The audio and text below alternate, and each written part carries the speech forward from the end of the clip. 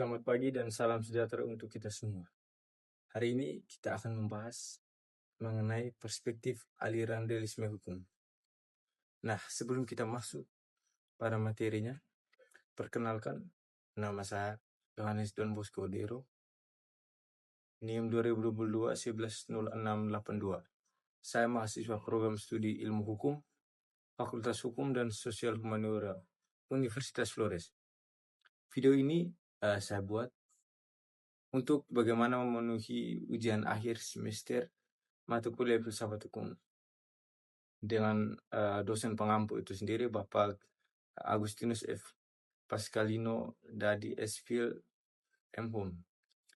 Aliran realisme hukum berpendapat bahwa hukum tidak cukup dipahami dengan teks undang-undang itu saja, tapi harus melihat dari bagaimana hukum itu diterapkan dalam praktik kehidupan sehari-hari. Menurut realisme hukum, hukum adalah apa yang benar-benar diputuskan hakim. Yang kedua, putusan hakim dipengaruhi oleh fakta sosial, ekonomi, psikologi, dan juga dari latar belakang hakim itu sendiri. Yang ketiga, ada kepastian hukum dalam teks sering berbeda dengan kenyataan di lapangan. Prinsip utama dari aliran realisme hukum itu sendiri adalah hukum adalah apa yang dilakukan oleh pengadilan, bukan sekedar apa yang tertulis dalam undang-undang. Untuk kasus nyata, perbedaan putusan hakim dalam kasus pencurian ringan. Kalau kita lihat itu terjadi terjadi perbedaan putusan hakim dalam kasus pencurian ringan, yang mana pelaku dengan nilai kerugian kecil tetapi dijatuhi hukuman pidana penjara. Pelaku-pelaku pencurian tersebut dari kalangan ekonomi lemah dan aparat penegak hukum, khususnya hakim. Kasus ini kalau kita lihat sering terjadi marak di Indonesia.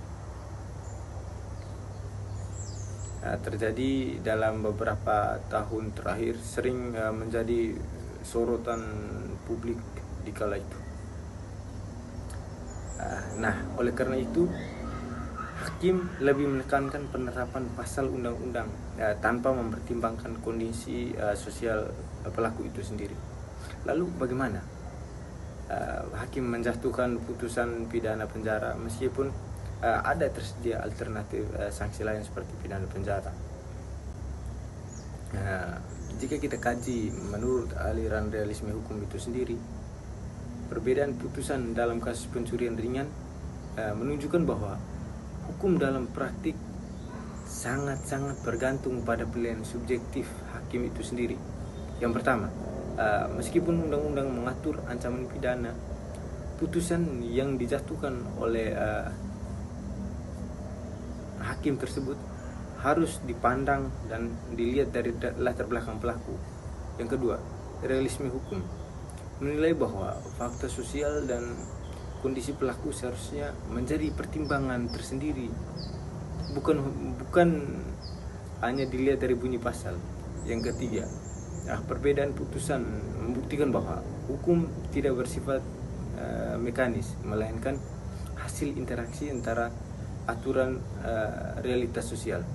Dan yang keempat, menurut realisme hukum, keadilan tidak selalu tercapai hanya dengan kepastian hukum, tetapi dengan putusan yang responsif terhadap kenyataan masyarakat.